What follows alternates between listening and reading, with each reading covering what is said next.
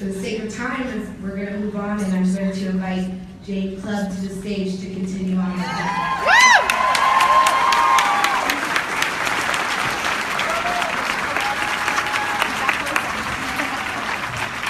Hello, Omaha!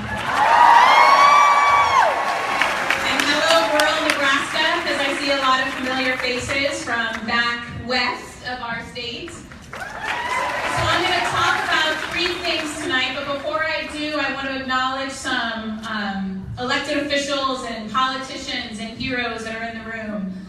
First, Representative Ashford.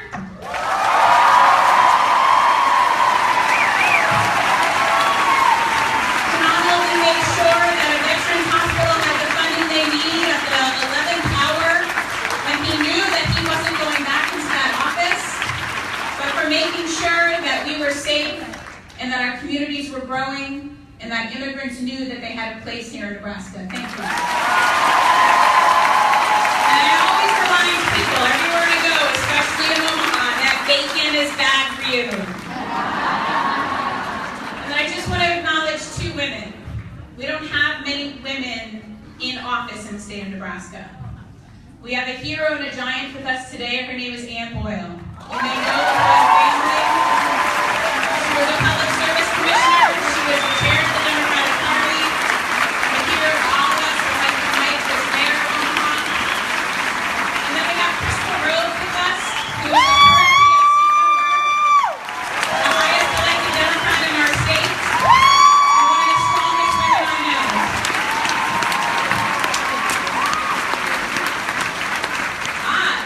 And finally, South Omaha. As somebody who looks like their community, representing their community, State Senator Tony Vargas.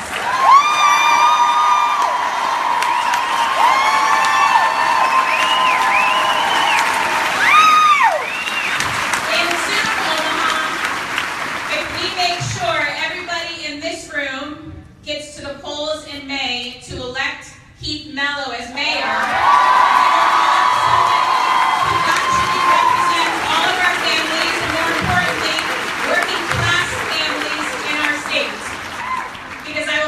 Omaha needs a hard hat revolution. A hard hat revolution of clean energy jobs. And so we have a landscape that's not only politically changed, but a landscape that is changed of buildings that shows that we are building jobs that lift up our communities and lift up our families' wages. So make sure, Keith Mello, you vote for Keith Mello. Okay, so the 3 things I promised I was going to talk about. 1, I'm going to talk about running for office. 2, I'm going to talk about how critical it is to disrupt the political status quo. And 3, I want to talk about talking to your neighbors. But first, running for office. There is no reason that a reality TV star can be president of the United States and not every single person in this room hold office at NRD, of state senate, of governor, of secretary of state, of school board member. Well, we still have school boards around before they privatize it all. Run for office. I know the Democratic Party and I hope the Republican Party does this as well, but we have lots of trainings for candidates, one coming up this Saturday called the Blue Bench Project. So if you run for office, go on the Nebraska Democrats website, look up the training. We want to see lots of faces there. It's critical that we have more women run. There's not a single woman right now representing the entire state of Nebraska, not one. That has to change. On the Democratic and Progressive side, I will say I will acknowledge Senator Deb Fisher is representing statewide. I am talking about individuals who hold the progressive values that we know are so true to the families to lift us up. It is critical when we're encouraging other people to run, that we not only encourage them to run, but we get out there and vote for them, and that we fund their campaigns. Bernie Sanders absolutely had it right when he talked about that his donation average was $27. The only way this march is happening, and the only way we will win campaigns in this state, is from the grassroots up.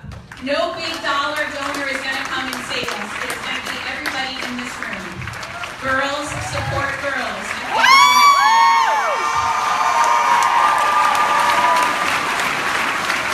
Second, it's critical for us to disrupt the political status quo. Too long, Nebraska has been seen as Nebraska nice. We're told to go to town halls and sit and be quiet. We're told to get along. Wow. We're told that it's okay that Governor Ricketts wants to privatize our school system. No, That it's okay that he's going to pretend to lower our property tax when in reality it's just a tax shift for the rich. We know better. So when Fisher, when Sass, when Fortenberry, when Smith, when Bacon, when they hold town halls, when they hold community meetings, when they're in their offices back at home, go to them directly and ask them questions about the issues that you care about. It could be climate change, it could be Keystone XL, it could be the Dakota Access Pipeline, it could be water, it could be abortion, it could be choice. Whatever it is, you go and ask that question and do not take their silence for an answer. Yeah. So at a town hall and their staff member is very uncomfortable when you stand up and ask a question, don't sit down. This is a time for us to be in the streets and on our feet. And lastly, talk to your neighbors. I Yes. don't care if they're Democrats, progressives, independents, populists, or conservatives or Republicans. Yes. We would have never beat Keystone XL without talking to our neighbors. We would have never raised the minimum wage in our state without talking to our neighbors. We would have never passed the Dreamers license for immigrant families without talking to our neighbors. We did this in a red state. We did this because of everybody here in this room. You can get a lot accomplished over a cup of coffee and a piece of pie. Always remember that. On the way here, my daughter was writing a paper for her journalism class on her phone, which is totally bizarre to me, that like kids can do work on their phones now. It tells you I'm getting old. But she had to write about what the election meant. And her closing sentence said, she wanted to write about the Women's March and about the images that she saw this morning and that she's currently watching right now because she's over here Facebooking live for me. Her last sentence said this: although the women cannot change that Trump is president, they still want their voices to be heard loud and clear. And that is exactly right. We have a choice. We can sit down and be quiet, or we can stand up loud and proud in the streets and in the voting box to make sure that our voices are heard.